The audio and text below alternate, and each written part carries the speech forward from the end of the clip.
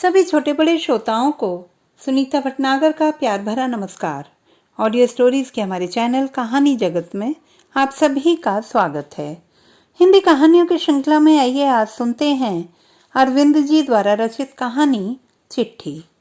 कायदे से यह कहानी एक ऐसी भौजी के बारे में है जिसका मुझे नाम तक पता नहीं, लेकिन इसमें नमक की तरह मैं और चिट्ठियां भी घुली हुई हैं। चिट्ठी लिखना मुझे इसलिए पसंद हुआ कि इसके कागज का रंग नीला आसमानी था। इसे निर्धारित पृष्ठों से मोड़ना मेरे लिए एक रोमांचक खेल था।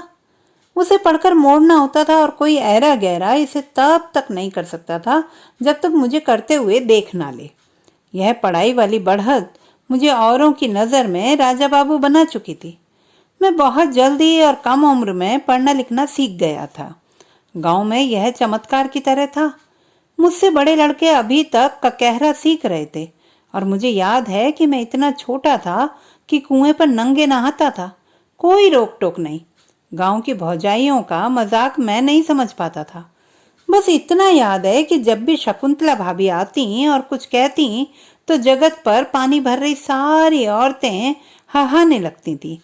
शकुंतला भाभी क्या कहती थी मुझे एकदम याद नहीं, लेकिन उन दिनों की मेरी स्कूली याददाश्त अद्भुत थी।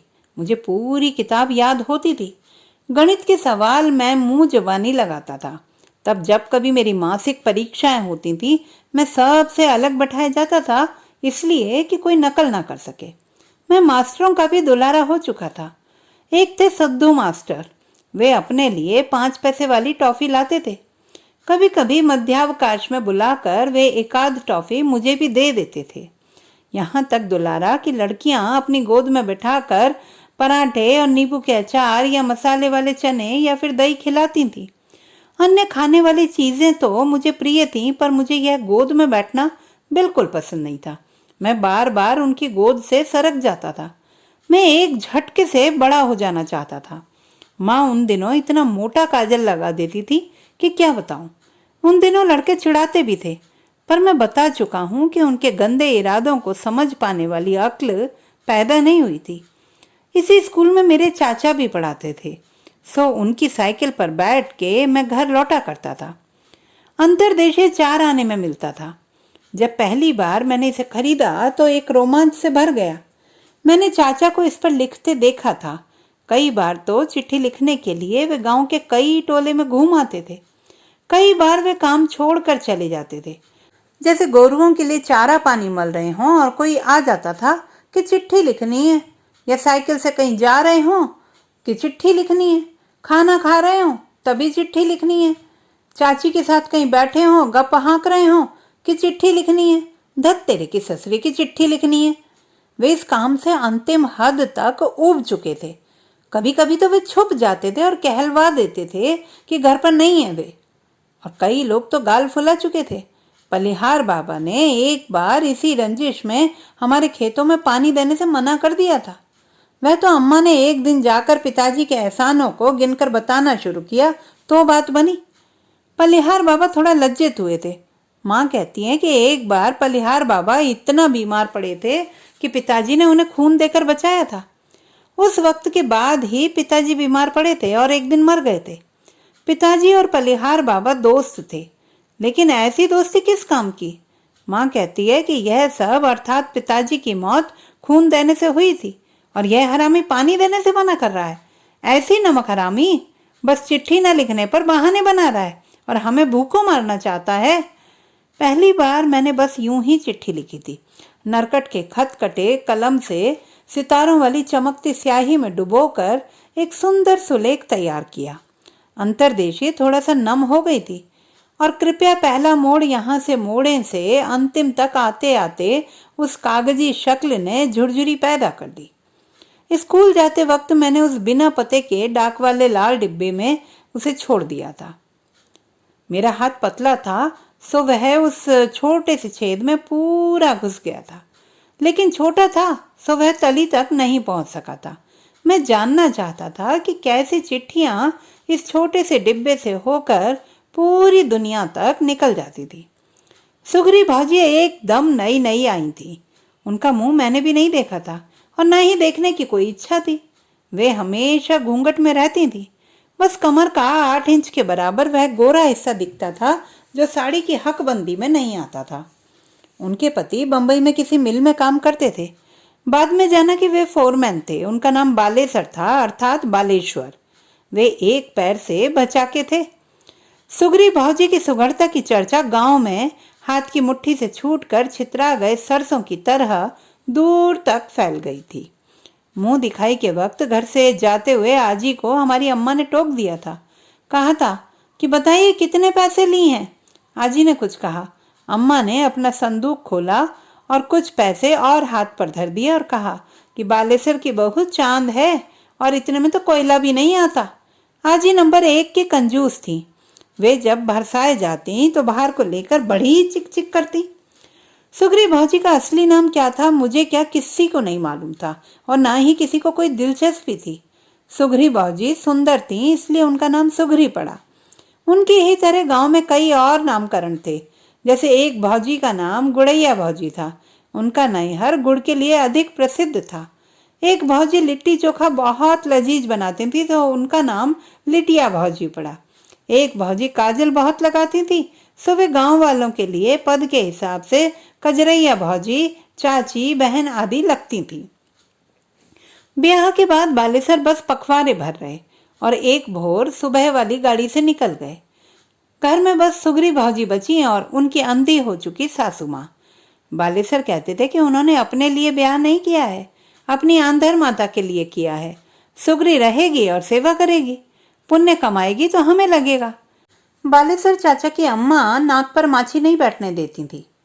उनके पिछवाड़े एक बेर का पेड़ था। जब हम तोड़ने जाते थे तो वह झतैरा खींच कर मारती थी। उनको दिखता कुछ नहीं था, बस डंडा चला देती थी और उनका मुंह गालियों की खदान था, खोल देती। वे कई बार सुगरी भौजी को भी मार चुकी थी। कहती कि हम समझे कौन कुकुर है, लेकिन हमको मालूम था बुढ़िया जानबूझकर मारती थी, नहीं तो उसके पेट का पानी ही नहीं पचता, आदत की मारी थी। सच कहूं तो मुझे ना तो बालेसर से लेना देना था ना ही सुगरी भौजी से। मुझे बस उनके ब्याह के बाद पाहुर में आए हुए बताशे और खाजे से मतलब था, जिसे मैं खा चुका था और अपनी पढ़ाई लिखाई और खेल में मगन हो चुका था। लेकिन एक दिन की बात है, जब मैं बैठे बैठे चिट्ठी लिखने की रिहर्सल कर रहा था तब चाचा ने मुझे देख लिया और सार्वजनिक रूप से घोषणा कर दी कि मैंने चिट्ठी लिखने लायक योग्यता हासिल कर ली है। उन्होंने कुछ टिप्स दिए कि शुरुआत कैसे की जाए, जैसे कि शुरू में यह लिखना कि श्री सर्वसती उपमा जोग पत्र लिखा या कुशल पूर्वक रहते हुए आशा करता हूँ, और अंत में यह लिखना कि कम लिखा ज्यादा समझना। उन्होंने मुझे कुछ चिट्ठियां भी दी जिसका मैंने एक ही रात में लालटेन की रोशनी में गहरा अध्ययन कर लिया। उस सुबह रात में देर तक जागने से आंखें जल रही थी। कुछ और टेस्ट हुए और मैं चाचा की संभावित आशा के उत्तरोत्तर जाकर सफल हुआ। चाचा ने मुझे चूम लिया था। उस दिन मुझे पता चला कि चिट्ठी लिखने के लिए सबसे जरूरी चीज ना तो कलम होती है और ना ही कागज। सबसे अहम और महान चीज होता है पता। बिना पते की चिट्ठियां कटी पतंग की तरह होती हैं। पहले जब मैं इस मैदान में उतारा गया था तो किसी को विश्वास ही नहीं हुआ कि मैं ये काम कर लूंगा। लोगों ने कहा कि चाचा ने बहाने की कौन सी तकनीक निकाली है, लेकिन जब बार बार उन्होंने गंभीरता से कहना शुरू किया तो लोगों ने मान लिया था। कुछ विश्वास तो मैंने अपनी आला दर्जे की पढ़ाई से ही हासिल कर रखा था। इस तरह से मैं लॉन्च हुआ और लोगों ने हाथों हाथ लिया। पहली चिट्ठी तो मैंने खुद के पैसे से खरीदी गई अंतर्देशीय पर लिखी थी। मैं पहले से तैयार था, यहाँ तक कि उस दिन जो भी आता उसके लिए यह छूट भी रखी जाती थी कि मुन्ना अंतर्देशीय देने तक के लिए तैयार है, आप लोग लिखवाएं तो। चाचा की जान एक तरह से बच गई थी। मुझे मजा आने लगा था। पहली चिट्ठी पर मुझे अच्छी शाबाशी मिली थी। बंबई से आई चिट्ठी में मेरी लिखावट की खूब तारीफ हुई थी। मुझे आशीषों से नवाजा गया था। मैं एक उमंग में भर गया था और उस दिन मुझे भूख ही नहीं लगी। यह सोचना कि बंबई में मेरे लिए बातें की जा रही हैं एक उछाल में भर देता था। बंबई उन दिनों मेरे लिए एक ऐसी दुनिया थी जो मेरे लिए स्वर्ग थी, जहां जाना मेरे लिए एक स्वप्न था। उन दिनों मैंने रेलगाड़ी भी नहीं देखी थी और रेलगाड़ी को लेकर उन दिनों मेरे मन में अनेक किस्म की कल्पनाएं उधम मचाती थी। उस दिन मैं पोखरे की ओर निकल गया। तैरना तो जन्मजात जानता था। भीटे की ऊंचाई वाले सिरे पर चढ़कर नंगे धड़ाम धड़ाम कूदता रहा। देर तक उलटवान तैरता रहा। आवेश में उस दिन चड्डी मैंने पता नहीं कहाँ फेंक दी थी, तो घर आदमजात ही लौटना पड़ा था। कोई हलचल नहीं हुई। मैं बता चुका हूँ इस बारे में, बहुत छोटा था तब। शाम के सूरज का सुनहला समय था। धान के पकने के दिन थे। मैं सुगरी भौजी के पिछवाड़े के बेरों को साध रहा था। मेरा चलाया पत्थर कभी कदा सुगरी भौजी के कच्चे घर के खपरेल पर गिरता था। वहां लौकी की कुछ लतरें लटकी हुई थीं। उनमें पत्थर फंस जाता और दो एक खपरेलों की हड्डियां चटका देता। बुढ़िया नहीं थी, नहीं तो उसी वक्त हमारी औकात का कीमा बना देती। भौजी निकली और सारे लड़के झर्र से भाग गए थे। मैं अकेला रह गया। भौजी आई और सिर पर हाथ फेरते हुए कहा था, सुना है कि चिट्ठियां लिखते हो लल्ला? मुझे समझ में नहीं आया क्या कहूँ। बस मुंडी स्वीकार की दिशा में रेंग आई थी। वे अपने घर में ले आई थी। उन्होंने लड्डू दिया था। खाते हुए मुझे एक बार लगा था कि शायद यह उनकी दोंगा में आए हुए जपोलियों से हैं। उनके लड्डुओं से एक पुरानी गमक आ रही थी। यह वैसी ही महक थी जब हम पुरानी स्मृतियों को कहीं सहेज कर रख देते हैं और एक दिन अचानक खोलने पर वे हमें एक नशे में ला देती हैं। उनके घर में रंगीन हीरो हीरोइन की तस्वीरें लगी हुई थी। उन्होंने एक पोस्टर दिया, चमकीला, और हाथ फेरो तो खुद सरकता चला जाता था। भौजी के कमरे में बेहद सुगंधित अगरबत्ती जल रही थी। उन्होंने मेरे सिर पर हाथ फेरा और मुझसे एक चिट्ठी लिखने के लिए कहा। मेरे पास न तो कलम थी और न अंतर्देशीय। मैंने कहा कि अगले दिन आऊंगा। उन्होंने अपने बक्से के संदूक से 1 रुपए का नोट निकाला और मेरे हाथ पर रख दिया था। यह सब मेरा था। मैं उसे लेकर आनंद में डूब गया।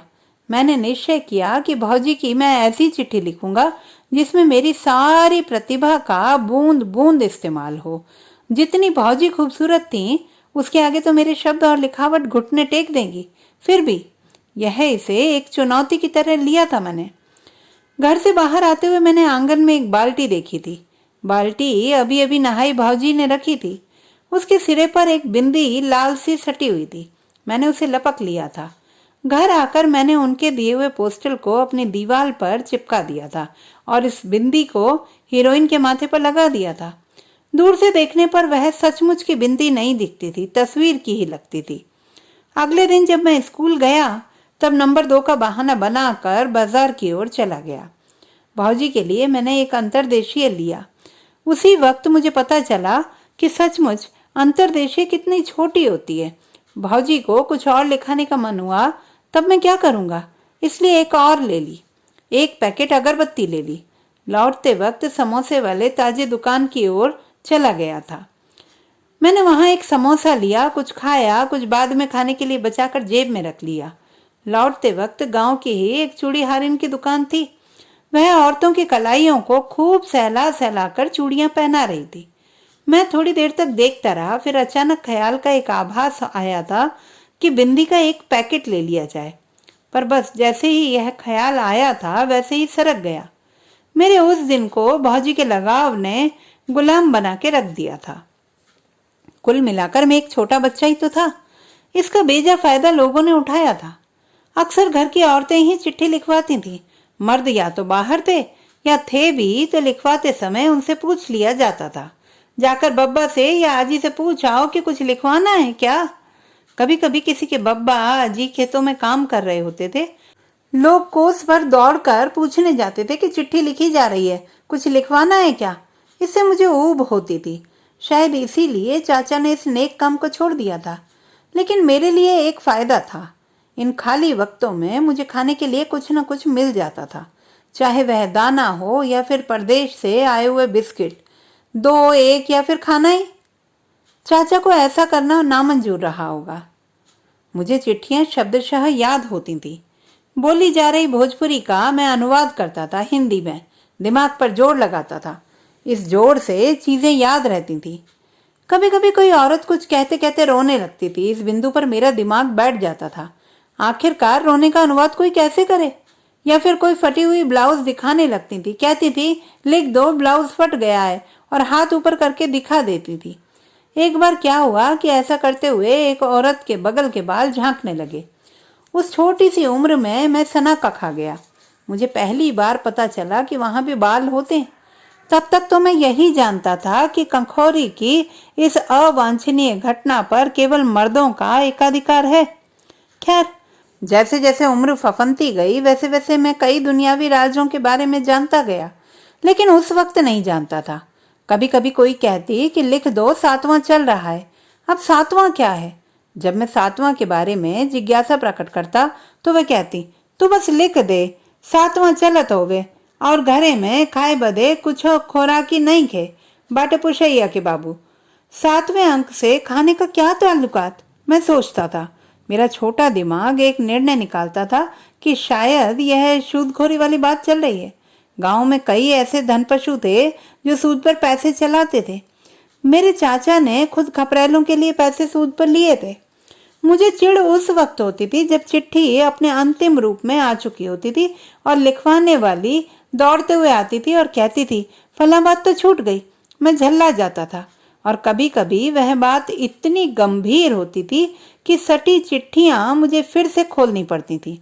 या कभी कभी जब पन्ने भरे जा चुके होते थे और मैं यह लिख चुका होता था कि कम लिखा ज्यादा समझना, तब उस वक्त मुझे पृष्ठ के अगल बगल छूट चुकी थोड़ी सी जगह में छोटी और बारीक लिखावट से काम निकालना होता था। चिट्ठी चिपकाने के लिए आटे की लेई, मांड भात या फिर अगर थोड़ी बहुत कहीं से चीनी मिल जाती तो उसकी चिपचिपाहट से काम चलाया जाता था। एक बार क्या हुआ कि चिट्ठी लिखी जा चुकी थी, पते और प्रेषक लिखे जा चुके थे। तभी दौड़ते हुए लिखवाने वाली आई और कहने लगी कि फला बात छूट गई है, देखो लिखा है कि नहीं। मेरी स्मृति बहुत धारदार थी। मैंने कहा, नहीं मुझे याद है, मैंने लिखा है। नहीं, जरा देख तो लो। उस रोज मुझे फिर से चिट्ठी खोलनी पड़ी थी और जहां लिखा था वहां उंगली रखकर दिखाया कि ये देखो लिखा है कि नहीं, पढ़ लो। वह क्या और काहे पढ़ती, जानती तब ना, और जानती तो मुझसे क्यों लिखवाती। मुंह ताकने लगी, कहने लगी, बचवा मैं कहाँ जानती हूँ, गंवार हूँ, करिया आखर भैंस बराबर। मैं नाराज हो गया। नाराज होने वाली बात ही थी। मैंने वह सारी बात धारा प्रवाह बता दी थी, जो भी लिखा था। सुनकर कहने लगी, कितना तेज है रे मुन्ना तू, तेरे को अभी तक सारी बातें याद है। और जिस बात के लिए वह दिक कर रही थी वह यह कि इस जेठ में उसकी बहन अर्थात उसकी साली की शादी है, आना जरूरी है और आते हुए ये साड़ियां लानी है। उस दिन मेरा माथा जली हुई हांडी की तरह हो गया था। बालेसर जब से गए थे तब से कोई चिट्ठी नहीं आई थी सुग्री भौजी को। तब तक बुढ़िया कई बार कुकुर के भेल से सुग्री भौजी को ठोक चुकी थी। 3 महीने के ऊपर हो आए थे, कोई संदेश नहीं। यहाँ तक कि कई लोग इस समय में बंबई से आ जा चुके थे। सुग्री भी औरों की तरह ढूंढा और दाने भेज चुकी थी। आते हुए लोग कहते कि बालेसर ने कोई दूसरी औरत रख ली है। ससुरी काली कलूटी और बेशर्म है, पता नहीं कैसे फंस गया इतनी चांद सी बहू को छोड़कर। ये सब बातें गांव की औरतें कभी कभी साए साए की आवाज में नीम के पेड़ के नीचे बैठी करती थी। उनकी आवाज हवा की चलनी से छन कर मेरी तरफ भी आ जाती थी। मैं इसलिए सुन लेता था कि वे मेरी उपस्थिति को नगण्य मान कर बतियाती थी। मैं सुनता और पोखरे में नहाने चला जाता था या फिर कहीं खेलने। मुझे इससे कुछ मतलब नहीं था। लेकिन उस बेर वाली भेंट के बाद मेरे मन के कोने में भौजी ने एक मीठा सा एहसास वाला स्थान बना लिया था, बिल्कुल उस दिन के मिले हुए लड्डू की तरह। जब अम्मा को मालूम चला कि आज मैं सुग्री भौजी की चिट्ठी लिखने जा रहा हूँ, तब उन्होंने कहा था, जरा ध्यान लगाकर लिख देना, बेचारी बड़ी दुखियारी है, जाने किस जन्म का पाप है कि ऐसे घर में चली आई, फूटे भाग वाली है। अम्मा ने आज तक मुझसे कभी पढ़ाई की बात नहीं की थी। पता नहीं क्यों उसे ऐसा लगा कि मेरे लिखने से उसके भाग जग जाएंगे, मैं उसे ताड़ दूंगा। जो भी हो, उसके मन में कोई बड़ी गंभीर बात ही चल रही थी, अन्यथा वह ऐसा ना कहती। अम्मा ने आंगन में उगे पपीते से एक फल तोड़कर झोले में दिया था। कहा था वह इसकी सब्जी बना लेगी। मैंने उस झोले को पीठ पर लटका लिया और यह भी कहा कि लौकी और पपीते की सब्जी एक में मिलाकर मत बना देना, नहीं तो जहर हो जाएगा। मैं दोनों अंतर्देशीय को हाथ में लिए किसी उड़ रहे पक्षी की तरह उड़ा चला जा रहा था। मेरा मन था कि चिल्लाता जाऊं कि आज सुग्री भौजी की चिट्ठी लिखने जा रहा हूं। कुछ लड़कों ने बीच में पूछा भी था कि मुन्ना कहाँ जा रहे हो, चलो पोखरे नहाने चलते हैं। मैंने जोर से चिल्लाकर कहा कि आज मैं बाबूजी की चिट्ठी लिखने जा रहा हूँ, तुम सब जाओ। चिल्लाते हुए मैंने इतना जोर लगा दिया था कि बात हवा में दूर दूर तक घुल गई थी। यहाँ तक कि अगर कोई ना भी सुने तो वह सुगंध से इस बात का पता लगा ले। उस दिन मैंने साफ शफाफ शर्ट और हाफ पैंट पहन रखी थी। सुगरी भाजी उस वक्त लौकी तोड़ रही थी, एक लग्घी से। वह लौकी बार बार उनकी पकड़ से दूर चली जा रही थी। जैसे ही मैं पहुंचा, उन्होंने कहा, मुन्ना जरा खपरेल पर चढ़ जाओ और तोड़ दो। मैंने पपीता वाला झोला उनके हाथ में थमा दिया और कहा कि इसकी सब्जी बना लेना। अम्मा ने कहा है कि पपीते और लौकी की सब्जी एक में मत बनाना, नहीं तो जहर हो जाएगा। बाबूजी ने कहा, नहीं, इसे कच्चे ही खाया जाएगा। जिंदगी से बढ़कर जहर कुछ है लाला। मैं उनका मुंह ताकने लगा था। बाबूजी हंसने लगी, बोले कि आज केवल लौकी की सब्जी बनेगी, बहुत हल्के वजन का रहा होऊंगा मैं। उन्होंने कमर से पकड़कर मुझे खपरेलों पर चढ़ने में मदद की। मैं चाहता नहीं था, मैं वैसे ही चढ़ जाता। हल्के वजन के कारण खपरेल के फूटने की संभावना एकदम कम थी। मैंने वहां से कई छिपी हुई लौकियों को तोड़कर नीचे फेंका। भौजी आंचल का फंदा बनाकर उसे लौक रही थी और देखते देखते ही आंगन में कई लौकियां हो गई। खपरेल से उतरते हुए मैं सीधे उनकी गोद में उतर गया था। भौजी मुझे उसी रंगीन कमरे में ले गई थी। उन्होंने अपनी संदूक में से एक तस्वीर निकाली। तस्वीर श्वेत श्याम। एक तो भाभी थी और दूसरा कौन था मुझे पता नहीं, शायद उनका भाई रहा हो। वे हाथ में हाथ डालकर खड़ी थी। हाथों में उन्होंने कोई गुलदस्ता लिया हुआ था। भौजी तस्वीर को देर तक एक टक देखती रही। देर तक देखने से उनकी आंखों के कोर जरा से गीले हो गए थे। लेकिन यह तो एक खेल था, पलक झपकाने का, जिसे हम खेलते। होता यह था कि हम किसी की आंखों में देर तक देखते रहते थे और जैसे ही सामने वाले की आंख झपकती थी, जीत हो जाती थी। इसे मैंने कई बार खेला था। कुछ देर अपलक देखने से आंखें डबडबा जाती थी। वही खेल तो भौजी खेल रही थी, लेकिन तस्वीर से ये खेल खेलना मुझे समझ में नहीं आ रहा था। मुझसे खेल लेना चाहिए था और मैं तो पक्का उन्हें जीत जाने देता। अब मैंने कलम पकड़ लिया था। कमरे में अंधेरा था। मैंने कहा, यहाँ अंधेरा है, ध्यान से देखना पड़ रहा है, चलिए आंगन में बैठ जाते हैं। बाबूजी ने मना कर दिया, कहा कि नहीं, यहीं लिखो। पहले तो वे देर तक रोती रहीं। मैंने रोने दिया। इस बीच के वक्त में मैं हीरो हीरोइन की तस्वीरों को ध्यान से देखने लगा था। इसके बाद उन्होंने जो भी बताया लिखने लगा था। बाबूजी कुछ भी कहने में ज्यादा वक्त ले रही थी।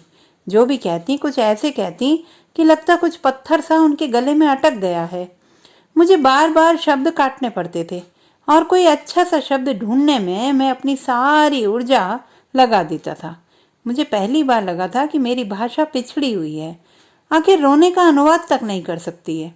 मैं वैसे लिखना चाहता था कि जहां यह चिट्ठी पहुंचे, बाबूजी की आवाज रुलाई भारी गले और हिचकियों के साथ पहुंचे। उनके बोलने के घनत्व से या पता नहीं कैसे अंधेरा और गाढ़ा होता जा रहा था। मुझे दिखना बंद होता जा रहा था। मेरा पूरा प्रयास था कि यह अंधेरा भी इस चिट्ठी में वैसे ही आए जैसे और जिस अनुपात में यह घिरता जा रहा है। अंत तक आते आते मैंने कुछ नहीं किया। मैंने अगरबत्ती वाली जगह से माचिस उठाई और पास ही पड़ी डिबरी को जला दिया था। मैंने देखा कि भौजी का चेहरा उस अंधेरे में बेतरह पिघल चुका था। ऐसा लगा कि उनका अस्तित्व टपक टपक कर जमीन पर गिर रहा है। मैं जल्दी से चिट्ठी खत्म कर भौजी को बचा लेना चाहता था। चिट्ठी खत्म होने के बाद मैंने पाया कि मैं पसीने से भीगा हुआ हूँ। जल्दी से मैं भाग जाना चाहता था। वहां पर भौजी वह नहीं थी, वह कुछ दूसरे किस्म की थी। मैं उन्हें पहचान नहीं पा रहा था। उनकी आंखें बेहद लाल थीं, चेहरा पत्थर की तरह था और रोने की वजह से वे बार बार अपनी नाक सिनक रही थी। जहां से उन्होंने तस्वीर निकाली थी वहीं से उन्होंने पता निकाला और उस पते में बंबई का ब तक नहीं था। चिट्ठी लिखी जा चुकी थी। हम और भौजी बाहर आ गए। भौजी फिर से भौजी हो गई थी, वही वाली जिसे मैं बखूबी जानता था। मुझे लगा कि शायद यह घर में हुए अंधेर का असर था कि उनका चेहरा ऐसा हो गया था। मैंने बाहर उजाले में चिट्ठी देखी। उसमें गजब की गलतियां और कटपिट थी। सारी स्याही पन्ने के ऊपर फैली हुई थी। ऐसा शायद मेरे लगातार पसीने की वजह से हुआ हो और लिखावट भी एक के ऊपर एक चढ़ी थी। शायद यह कमरे में फैले बेतरह अंधेरे की वजह से हुआ हो। इतनी बुरी चिट्ठी मैंने आज तक नहीं लिखी थी। भौजी की आंखों का काजल पसर कर उनके चेहरे की रंगत पर चढ़ गया था। इस वजह से उनकी आंखें और बड़ी बड़ी लग रही थी। अंधेरे में वहां एक डर सा लग रहा था। उस चिट्ठी को मैं फिर से लिखने के लिए घर ले आया था। भौजी ने किसी को दिखाने से मना किया था। मैंने तुरंत माँ कसम खा ली थी। मेरा इरादा भौजी को ऐसी चिट्ठी लिखकर देना था जिसमें एक दाग तक ना हो। भौजी ने अपने घर में लगे सारे पोस्टर उखाड़ कर मुझे दे दिए थे। मैंने उनसे अपनी दीवार सजा ली थी। रात के वक्त मैंने धीरे से सादी अंतर्देशीय निकाली और लिखने लगा। लालटेन के बहुत धीमे आलोक में मैं एक एक शब्द तह तह करके लिख रहा था। उस दूसरी अंतर्देशीय में मुझे किसी किस्म की कोई गलती नहीं करनी थी। माँ उस दिन बार बार सो जाने के लिए कहती रही। मैं बार बार दूसरे कमरे की ओर आवाज लगाता रहा, बस माँ मैं आ रहा हूँ। भौजी का चेहरा एक बार फिर नजरों के सामने था। वे बार बार रो रही थी। मैंने उस दृश्य को जहन में बार बार ला रखा था। इस तरह करते हुए मैंने उस दृश्य को जमीन पर बिखेर दिया था। अब मैं वहां से उनकी हिचकियां, रोने की आवाज, उनके गुत्थम गुत्था होते शब्दों को अपने कलम की धार से विलगा रहा था। मैंने उनके चेहरे पर पसर आए काजल को भी चुनकर चिट्ठी में टांग दिया था। वहां से अंधेरे को लेकर मैंने उस पन्ने पर फैला दिया था। मैंने उनके आंसुओं को बड़ी बारीकी से चुना और पन्ने के नीलेपन में इस बारीकी से रखा था कि वे जरा भी नम नहीं हुए थे। इस लिखने के क्रम में मुझे लगा था कि मैं पिघल कर बस एक नाम भर रह गया हूँ। मेरी देह वहां से अदृश्य होती जा रही थी जहां मैं बैठा था, और बस इतना डूबकर मैंने आज तक नहीं लिखा था। लिखने के बाद मैं इतना हल्का लग रहा था कि चाहे तो मुझे तितलियां तक ढो सकती थी। सच में वह चिट्ठी अद्भुत बन पड़ी थी। मैं देर तक उसे देखता रहा। कमरे की जमी से वे सारी चीजें गायब होती चली गई थी। धीरे धीरे सामने से भौजी भी हट गई थी। बस केवल मेरे पास चिट्ठी बच गई थी, जिसे ले जाकर अगली सुबह मैंने बक्से में डाल दिया था। उस सुबह मैं जल्दी पोखरे में नहाने चला गया और देर तक तैरता रहा। मैं डूब कर निकलता था। कई मीटर की दूरी पर मैं खूब नीचे तक गोता लगाता था और वहां से सीपियां और बेहद पतले शंख मुट्ठी में भरकर ला देता था। उस दिन मैं इतना खुश था कि नहाने के बाद सीधे मैं भौजी के पिछवाड़े लगे बेर पर चढ़ गया था। लेकिन उस दिन मेरे हिस्से में बदकिस्मती का सूरज चमक रहा था। उस रोज घर में बुढ़िया थी। वह डंडा लेकर भागते हुए आ रही थी। मैं तेजी से उतर रहा था और फिसल कर गिर गया। मेरे सिर पर हल्की सी चोट आई। मैं घर की ओर भागा और बुढ़िया के डंडे से बच गया। चिट्ठी छोड़ते और ले जाते हुए मेरी दोस्ती डाकिये से हो चुकी थी। वह मेरे गांव की चिट्ठी मुझे देता था। इस तरह से वह गांव आने की मेहनत से बच जाता था। जब भी परदेश से पैसे आते वह सैकड़े के हिसाब से पैसे लेता था। यह मुझे बुरा लगता था। टोकने पर कहता कि इतनी दूर धूप में खून जलाकर आता हूँ, कुछ तो बख्शीश हमारी भी बनती है। जिस दिन भी किसी के रुपए आते उस दिन उसके घर में जरूर कोई अच्छी चीज बनती थी, और बता दूं कि तब मुझे भी बुला लिया जाता था। या अगर मैं नहीं रहता तो मेरा हिस्सा लोग घर तक पहुंचा देते थे। सुगरी भौजी के घर भी कुछ पूरी पकवान बनता तो वे बुढ़िया की आंख बचाकर जरूर हमारे यहाँ पहुंचाती थी। अम्मा भी उन्हें हींग, बासमती के चावल और ननिहाल से आए मक्के के दाने भिजवाती थी। अम्मा का यह लगाव मुझे अच्छा लगता था। कभी कदार अम्मा भी उनके घर जाती थी और देर तक बतियाती थी। सुगरी भौजी अभी दुल्हन थी, सो घर से यदा कदा ही निकलती थी। उस दिन जब बुढ़िया के डंडे से बच गया, उसके कुछ दिन के बाद की बात है। मैं खेलकर घर आया था और माँ ने कहा था कि जाओ साहू जी की दुकान से जाकर सौदा ले आओ। कल कोई त्योहार था। सरसों के तेल की खाली शीशी दी और कुछ रुपए भी दिए। उन्होंने कुल 10-20 सामानों के नाम गिनाए थे। मैं शीशी को हवा में उछालते हुए दौड़ा चला जा रहा था। साहू की दुकान पर पहुंचने पर पता चला कि मुझे वे सारे नाम भूल गए हैं जो सौदे में खरीदना चाहता था। बस शीशी हाथ में रहने की वजह से इतना याद था कि मुझे तेल लेना है। उन 10-20 नामों में से मुझे सटीक कोई नाम याद नहीं आ रहा था। सामने दुकान में तो रसोई के कई सारे सामान दिख रहे थे, लेकिन माँ ने ठीक ठीक क्या कहा था मुझे याद नहीं आ रहा था। साहब ने टोका कि मुन्ना क्या सोच रहे हो, क्या लेना है बताओ। मैं वहीं उनकी चौकी पर धम्म से बैठ गया था। ऐसा कैसे हो सकता है? मुझे 10 क्या 20 नाम मुंह जुबानी याद रहते हैं आज तक। यहाँ तक कि मैंने कभी उन नामों को कागज पर नहीं लिखा था जैसे कि कुछ लोग लिखकर लाया करते थे।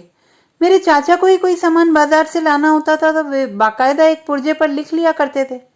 घर बेहद उदास मन से लौटा और माँ से पूछा, तुमने क्या क्या खरीदने को कहा था? मैं तो भूल गया। चावल पछोड़ती माँ के हाथ रुक गए। उसे एक बार विश्वास ही नहीं हुआ कि ऐसा हुआ होगा। पहले तो उसे मजाक लगा था। मुझे सचमुच गंभीर देखकर उसने पास बुलाया और मेरा मुंह सूंघते हुए कहने लगी कि तुम्हारा दिमाग तो ठीक है ना, कुछ खा पी के तो नहीं आया है? मैंने नकार में सिर हिलाया। उस दिन पहली बार मैं कोई चीज भूला था। इतनी धारदार स्मृति इतनी जल्दी और ऐसे कैसे कुंद हो सकती है? यह मेरे लिए बहुत बड़े धोखे की बात थी। पहली बार मेरा आत्मविश्वास जड़ से हिल गया था। उस रात माँ देर तक मेरे माथे पर सरसों का तेल मलती रही। बेर के पेड़ से गिरने की बात मैंने उसे नहीं बताई थी। इसके कुछ दिनों बाद तक मेरे जीवन में ऐसी घटनाएं घटती रहीं जिन्होंने मुझे आसमान से जमीन पर पटक दिया था। चिट्ठी लिखते हुए मुझे एक ही बात बार बार पूछनी पड़ रही थी। एक बार तो बहुत बार ही भूल हो गई थी। जहां मुझे पता लिखना चाहिए था वहां मैंने प्रेषक का नाम लिख दिया था। मुझसे ठीक ठीक अनुवाद नहीं हो रहे थे। लिखते हुए कई बार कट पिट करनी पड़ रही थी। घर में पढ़ते वक्त मैं अपनी कलम कहीं रखकर भूल जाता था या कोई किताब स्कूल जाते वक्त ले जाना भूलने लगा था। एक बार मैंने अपनी किताब दूसरे को दे दी और उससे लेना ही भूल गया था और बार बार घर के सारे कोनों को खंगाल रहा था। शुक्र है जिसे मैंने दिया था उसने मुझे 2 दिन बाद लौटा दिया। मुझे यह तक याद नहीं पड़ रहा था कि उसे मैंने किताब दी कब थी। यहाँ तक कि उसने याद दिलाया फिर भी मैं पकड़ नहीं पाया। एक बार तो और गजब हुआ।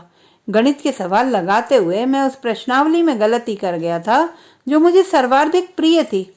गुरुजी ने सोचा कि छोरा मजाक कर रहा है। मैं उनके पास वाली जगह पर बैठा था। वे मेरी कॉपी देख रहे थे। पहले तो उन्हें विश्वास ही नहीं हुआ। फिर पूछा कि मुन्ना, क्या तुम्हारी तबीयत खराब है? मुझे कुछ अपमान में कुछ स्मृति के धोखे पर इतना गुस्सा आ रहा था कि चक्कर जैसा आ गया। मैंने कहा था, गुरुजी मेरा सिर घूम रहा है। कुछ देर सोचकर वे मुझे नल पर ले गए और देर तक मेरे सिर पर पानी गिराते रहे। फिर तो चाचा जी आ गए थे। वे मुझे घर ले आए। मैं आते ही सो गया था। माँ उन दिनों रोज मेरे सिर पर तेल की मालिश कर रही थी। इसके कई प्रभाव पड़े। सबसे बुरा तो यह था कि कुछ दिनों के बाद मुझे उस चिट्ठी लिखने से ऊब पैदा होने लगी थी। कोई मुझे बुलाने आता तो मैं छिप जाता था, या फिर कलम की स्याही खत्म हो गई है, या बाजार में अंतरदेशीय खत्म हो गए हैं, या आज तबीयत ठीक नहीं है, या कल लिखूंगा, या हाथ कट गया है, जैसे कई बहाने बनाने लगा था। माँ बेहद चिंतित थी। अब घर से कम निकलता था। मुझे समझ में नहीं आ रहा था कि मुझे क्या होता जा रहा है। यहाँ तक कि स्कूल जाना मुझे प्रिय था, लेकिन अब बहाने गढ़ने लगा था। घर रहकर कमरे में सोया रहता था। दीवार पर चिपकाए पोस्टरों को देखते हुए मुझे कब नींद आ जाती थी पता ही नहीं चलता था। जब जागता था तो शाम घेर आती थी। उन वक्तों में मेरा सर पृथ्वी की गति की तरह भारी और घूमता रहता था। इस तरह जीवन में उमस भर रही थी कि एक आध महीने के बाद वह हुआ जो मैं क्या कोई सोच नहीं सकता था। इस घटना ने तो मेरे जीवन की भीत को हिलाकर रख दिया था। एकदम सुबह की बात थी। मैं सोकर उठा था। द्वार पर शोरगुल हो रहा था। भौजी कल शाम दवाई लेने कस्बे में गई तो फिर लौटी ही नहीं थी। वे अपने संदूक समेत भाग गई थी। लोगों ने उनके नैहर में पता करवाया तो वह वहां भी नहीं थी। भौजी की जो दूर की रिश्तेदारियां थीं वहां भी खबर भिजवा दी गई थी। नतीजा नगण्य था। उनकी सहेलियों के गांवों में भी पता किया गया था। गांव के कई आदमी साइकिल, पैदल, टॉर्च, गोजी और अन्य संभव साधनों से उन्हें खोज रहे थे। यहाँ तक कि ताल, पोखर, खेत खलिहान, गदई, गुच्ची सब जगह खोज ली गई थी। कुछ नौजवान गांव के दूर पास के ईख अरखर के खेतों में पड़ताल कर रहे थे, लेकिन सुबह तक भौजी का कहीं पता नहीं चला। बालेसर को तार दे दिया गया। तार चाचा ने लिखा था। तार में लिखा था, जितना जल्दी हो घर चले आओ। आने पर पता चला था कि बालेसर समझ रहे थे कि उनकी बुढ़िया मर गई। तब पता चला कि नहीं, सुगरी भागी है। तो एकदम वज्रपात सा हुआ था। वे भूसे वाले घर में गए। वहां से गंडासा निकाल लाए थे। कह रहे थे कि साली रंडी बस एक बार मिल जाए तो बोटी बोटी करके मांस कौवों को अपने हाथ से खिलाऊंगा।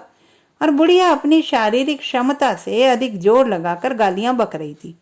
पहले तो मुझे कुछ समझ ही नहीं आया कि हो क्या गया है, लेकिन आगे जो कुछ हुआ था उसका सीधा प्रभाव मुझ पर पड़ने वाला था। भौजी के भागने के बाद सारे लोग मेरे पास आए थे। वे कह रहे थे कि मुन्ना से कुछ सुराग मिल सकता है। साथ में बालेसर भी था। उन्हें मेरी पड़ाकू स्मृति पर भरोसा था। मेरी चिट्ठी लिखने के कुछ दिनों के बाद भौजी भागी थी, सो वे चाहते थे कि मैं अपनी याददाश्त का प्रयोग करके उन्हें बस चुटकी भर सुराग दे दूं तो वे उसे ढूंढ निकालेंगे। कहते हुए अतिशय आवेग में भचक कर गिरे गिरे जा रहे थे। साथ में पैदाइशी सीखी गई गालियां भी बक रहे थे और मेरी स्मृति की हालत अब फटी हुई जेब की तरह थी जिसमें कुछ भी डालो सरक जाता था। लेकिन उन्हें यह बात कहाँ से मालूम होती? मुझे यहाँ तक याद नहीं था कि मैंने भौजी को चिट्ठी लिखी है कि नहीं, जबकि लोग चिल्ला रहे थे कि मुन्ना ने पिछले महीने भौजी की चिट्ठी लिखी थी। लेकिन सच में मैं कुछ नहीं जानता था, इसलिए मैं मुकर गया कि मैंने कभी चिट्ठी लिखी है सुगरी भौजी की। वह गांव वाले जिनका मैं आज तक दुलारा था, एक झटके में उनके लिए खलनायक बन गया था। वे सीधे सीधे मुझ पर आक्षेप लगा रहे थे कि मैं झूठ बोल रहा हूँ। घोड़ा अपनी घुड़सवारी भूल जाए, कोयल अपनी कूक भूल जाए और कुत्ता की पूंछ भले सीधी हो जाए, ऐसा हो सकता था? लेकिन ऐसा कैसे हो सकता कि मुन्ना की याददाश्त में किसी की लिखी चिट्ठी का एक भी शब्द बाकी न रह जाए, वह भी ऐसी चिट्ठी जिसे लिखे मुझे महीना भर भी नहीं बीता। बालेसर मुझे एक कोने में ले गए और मेरी जेब में 10 का नोट डाल दिए और बंबई से लाए बिस्किट और टॉफी डालते हुए अपनी आंखों में दुनिया की सारी लाचारी उतारने के बाद बोले, मुन्ना बता दो उस चिट्ठी में क्या लिखा था, कुछ तो बता दो। 10 का नोट मैंने आज तक नहीं देखा था। मुझे झुरझुरी हुई, लेकिन मुझे जब कुछ याद ही नहीं था तो बताता क्या?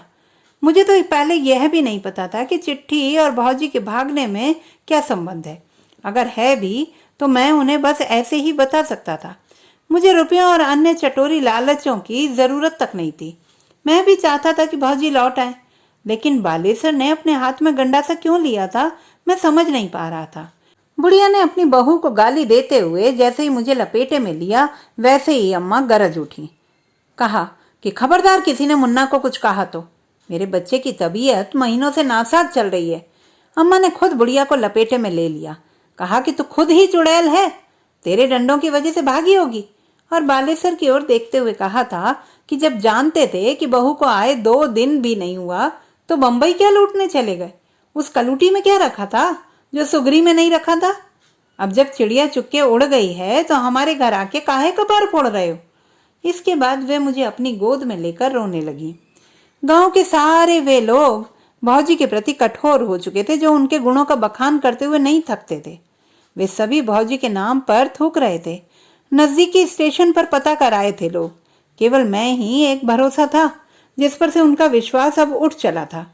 वे आड़ में मेरे नाम से गालियां दे रहे थे, मेरी अम्मा को कोस रहे थे। कहने वाले यहाँ तक कह रहे थे कि मैं और मेरी अम्मा ने उसे भगा दिया है। कैसे घुल मिलकर बातें करती थी, सब्जियां, हिंगदाने और पता नहीं क्या क्या पहुंचाती थी। अब जाके पूछ लो तो उनके नाम से एक बकार तक नहीं निकाल रही हैं। अम्मा भी मेरी वजह से चपेट में आ चुकी थी। मुझे लोग गाली दे रहे थे, कह रहे थे साला कमीना बहुत पड़ाकू बनता फिरता है और कहता है कुछ याद नहीं। अभी कोई कान के नीचे 10 चमेट लगा दो तो देख लो पक्का पकड़ देगा। कुछ दिनों तक अम्मा से और मुझसे किसी ने नहीं बोला। लोग मुंह फेरने लगे थे। मेरा तो ठीक था, पर मेरे चिट्ठी लिखने के इस कर्म में अम्मा बेवजह पिस गई थी। लोग हमारे रास्तों से हटकर अपना रास्ता बदल रहे थे। पूरे गांव में प्रचलित कर दिया गया था कि भौजी के भागने की योजना में हमने मदद की है। मुझे मालूम था कि ऐसा मेरे दुश्मनों ने किया है, पर घटनाएं कुछ ऐसी थी कि वे लोग भी अंदर ही अंदर सही मान बैठे थे जिनका हमसे लगाव था। लोग कहते थे कि मेरी अम्मा ने ही सुगरी को बिगाड़ दिया था और बेटे ने उसके यार को चिट्ठी लिखी थी। लोग राह चलते बोली बोलते थे। मेरा खून खौल जाता था। मैंने अपना अंतिम निर्णय लिया और चिट्ठी लिखना एकदम से बंद कर दिया। चाचा ने भी अब यह काम बंद कर दिया। लोग अब दूसरे गांव में जो कोस भरी था चले जाते थे और शाम तक लौटते थे। पता नहीं उनकी चिट्ठियां कैसे लिखी जाती थी, कितनी सुंदर लिखावट और किस स्तर के अनुवाद होते थे, जानने का मन होता था। पर देखने के लिए मैं किसी से मांगता नहीं था, और मांगता भी तो पता नहीं कोई देता कि नहीं, कह नहीं सकता। उन दिनों हमारी हालत खराब हो गई थी। मेरे संग गांव के लड़के अब नहीं खेलते थे। मैं टूट चुका सितारा हो गया था। अम्मा के बारे में लोग कहने लगे थे कि उसकी संगत ठीक नहीं। बुढ़िया बीती रात तक मुझे और घर वालों को खूब शापती थी। बालेसर कुछ ही दिनों में बंबई चले गए थे। मैंने अपनी लगातार गुम होती स्मृति के कारण स्कूल जाना बंद कर दिया था। इस कक्षा में मैं अनुत्तीर्ण हो गया था। किसी दूसरे गांव का महेश्वर साहू का लड़का सर्वाधिक नंबरों से उत्तीर्ण हुआ था, जो सूद देता था और उसकी दुकान भी थी। एक बार जब मैं उसकी दुकान पर गया था तो उसने ऐंठते हुए कहा था, क्यों बे दल्ले, स्कूल काहे नहीं आता? मैं वैसे ही खाली हाथ लौट आया था। माँ से बताया तो वे रोने लगी। रात में मुझे डर लगने लगा था। कभी कदा लालटेन जलाता, पर थोड़ी देर तक पड़ते ही सर चकराने लगता। कभी कभी लगता कि पास ही कोई जीव आकर खड़ा हो गया है। मैं लालटेन उठाकर उसे ध्यान से देखने की कोशिश करता, पर लालटेन की मुट्ठी पर रोशनी कुछ देर के बाद ही जाके दम तोड़ देती। मैं डर जाता था और जल्दी से लालटेन बुझाता और अम्मा के बिस्तर पर चला आता था। अम्मा पूछती, क्या हुआ मुन्ना? बदले में मुझे रोना आता था। उनके ऊपर वैसे ही दुखों का पहाड़ था। मैं उन्हें कुछ नहीं बताना चाहता था। मैं उनसे कहता, अम्मा बस ऐसे ही, अकेले मन नहीं लग रहा है, और उनसे चिपक जाता था। वे खटिया से उतर कर जाती और तेल की एक शीशी लाती, जिसे पहले से ही वे बाल्टी में ठंडा होने के लिए डालकर रखती थी। देर तक मेरे सिर की मालिश करती रहती थी। मुझे पिताजी की बहुत याद आती थी। मैंने उन्हें नहीं देखा था, पर मैं सोचता कि अगर वे होते तो शायद हमारी ये दुर्दशा नहीं होती। आजकल आजी भी दाना बुझाते समय बाहर को लेकर किचकिच नहीं करती थी। भूंजने वाली जो भी मांगती दे देती। कुछ दिनों बाद गांव का कोई सालाना मेला था। सभी बच्चे जा रहे थे। धान के खेत कुछ कट रहे थे, कुछ 2-4 दिन में बस कटने ही वाले थे। बच्चे खेतों के बीच से सुनहली धूप में नहाते हुए दौड़ते हुए जा रहे थे। मेरा मन नहीं था। मैं बस ऐसे ही खाट पर आंगन में लेटा आसमान के बादलों को देख रहा था। माँ बाहर से आई और कहा, मेला देखने नहीं जा रहे हो मुन्ना? मैंने जवाब नहीं दिया और दूसरी करवट हो गया। कच्चे घरों की दीवारों पर चढ़ रही नैनुआ की लतरों के घुमाव को देखने लगा था। माँ ने मुझे उठाया और बाल्टी के पास ले जाकर मेरा हाथ मुंह धुलाया, मेरी नई शर्ट निकाली और पहना दिया। उसने मुझे 2 रुपए भी दिए। अपना तो नहीं, पर अम्मा का मन रखने के लिए मैं बाहर निकल आया और उस ओर जाने लगा जिधर मेला लगा था। गांव से 3 कोस की दूरी पर। अगर तिखे जाओ तब, खेत खलिहान टीले पोखर से होते हुए तब। कुछ दूर तक जाने के बाद मेरा मन नहीं हुआ और पोखरे की ओर मुड़ गया था। वहां मैं भीटे पर देर तक बैठा रहा। दूर से आ रही धूप सीधे पानी को भेद रही थी। पानी के अंदर भाग रही मछलियां चमक जाती थी। मेरा मन एकदम नहीं लग रहा था। मैं टीले के एकदम ऊपर चढ़ गया और जैसे ही कूदने वाला था कि हल्का सा चक्कर आया और मेरे पैर लड़खड़ा गए। मैं पानी में नहीं गिरा, थोड़ा किनारे जहां पानी उथला था वहां गिरा। मेरे सर पर ठीक वहीं चोट आई थी जहां उस वक्त बेर के पेड़ से गिरते वक्त आई थी। मैं देर तक उसी पानी में लेटा रहा। पानी थिर पड़ गया था।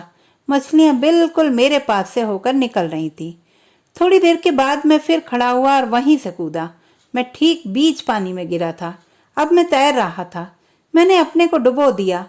मैं सीधे तली की ओर जा रहा था, जहां सीपियां थी, घोंगे थे, झींगे थे, छोटी बड़ी मछलियां थी, सेवार थे, हरी वनस्पतियां थी जिसके नाम तक मैं नहीं जानता था, कुछ जल पत्तियां थी।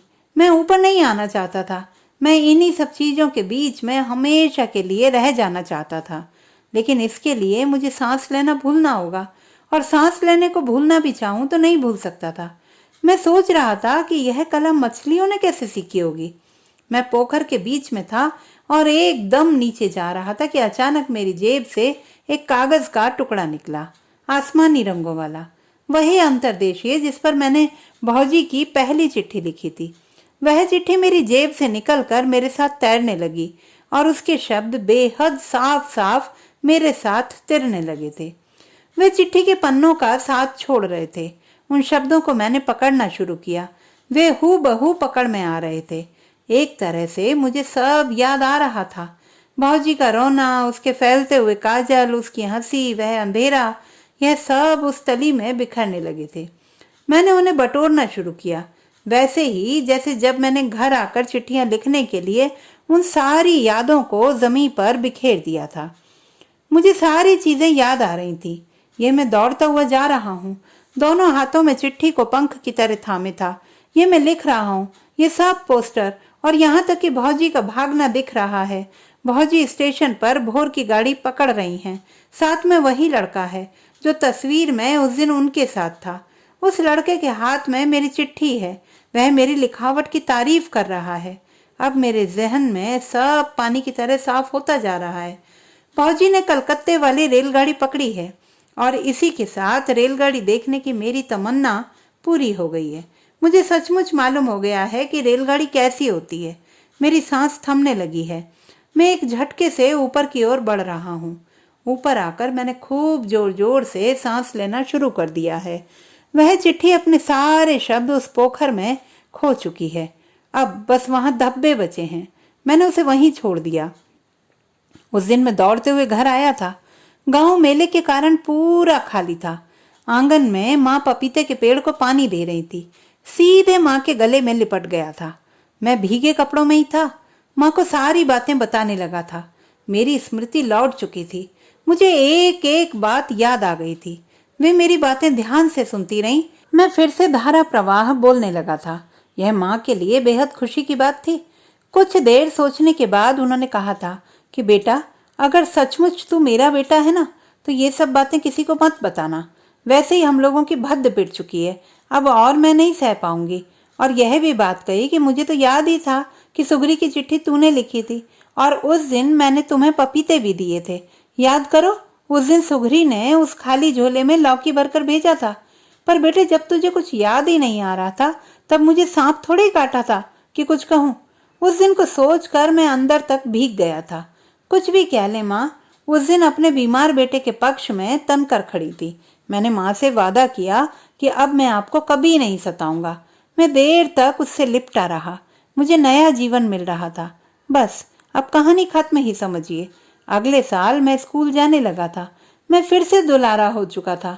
मैंने चिट्ठी लिखनी छोड़ दी थी। गांव में रिश्ते जिस गति से बिगड़ते थे, उसी त्वरण से अच्छे भी हो जाते। अब अंतर्देशीय देखते ही मुझे सुख दुख एक साथ याद आने लगते थे। मैं एक साल इसी वजह से पिछड़ भी गया था। बुढ़िया अगले साल मर गई थी। बालेसर उसके क्रियाक्रम में आए थे। साथ में वह भी आई थी, काली औरत। उसके नैहर के लिए एक चिट्ठी लिखनी थी। मैंने मना कर दिया। मैंने एक निर्णय तो बहुत पहले ही ले लिया था कि जो मेरे जीवन और मेरे परिवार के लिए था कि कुछ भी कर लो, पर चिट्ठी कभी नहीं लिखनी है। अचानक एक दिन की बात है। लगभग 2 साल बीत चुके थे। मैं 2 और कक्षा बढ़ गया था। बाजार से लौटते हुए डाकिये ने मुझे टोका था। उसने मुझे एक चिट्ठी दी थी। वह एक लिफाफा था। लिफाफे को मैंने घर आके खोला था और खोलते ही चौंक गया था। उसमें भौजी की एक फोटो थी और साथ में वही आदमी था। वह थोड़ा मोटा हो गया था और भौजी के भी गाल बाहर निकल आए थे। उस आदमी ने मूंछ भी रखनी शुरू कर दी थी। भौजी के हाथ में कोई गुलदस्ता नहीं था। एक छोटी सी बच्ची थी। बच्ची हंस रही थी। साथ में भौजी भी हंस रही थी। वह लड़का भी हंस रहा था, पर उसकी मुस्कान उसकी मूंछों में छिप गई थी। मैंने उस तस्वीर को माँ को दिखाया। माँ कुछ देर तक देखती रही, फिर उसके चेहरे पर एक दुर्लभ किस्म की कोमलता फैलती गई। उसने बस इतना कहा, कभी किसी को मत दिखाना, हो सके तो फाड़ कर फेंक दो। लेकिन कई बार के प्रयास के बाद भी मैं ऐसा नहीं कर पाया था। मैंने उस तस्वीर को अपने कमरे के पोस्टर के नीचे रख दिया। मैंने लिफाफे को पलट कर देखा। भेजने वाले का कहीं पता नहीं था। मेरे पते में मेरा नाम किसी नौसिखिए ने मुन्ना लिखा था। शायद भौजी ने ही लिखा हो। अगले दिन मैंने एक अंतरदेशीय खरीदी थी। द्वार पर बैठे बैठे उस पर मैं एक तितली का चित्र बना रहा था कि किसी ने टोका, मुन्ना ने फिर से चिट्ठी लिखना शुरू कर दिया है। मैंने देखा कोई नहीं था। अगले दिन मैंने उस तितली बने चित्र को बिना पते के, जैसे पहली बार छोड़ा था, जाकर डाक में छोड़ दिया था। पता नहीं क्यों मुझे विश्वास हो चला था कि कुछ चिट्ठियां बिना पते की भी होती हैं और वे कटी पतंग की तरह नहीं होती हैं। वे वहीं पहुंचती हैं जहां उन्हें जाना होता है। तो दोस्तों, ये थी हमारी आज की कहानी। आपको कैसी लगी कमेंट बॉक्स में लिखना ना भूलें। चैनल को सब्सक्राइब करें, लाइक करें और मित्रों के साथ शेयर करें।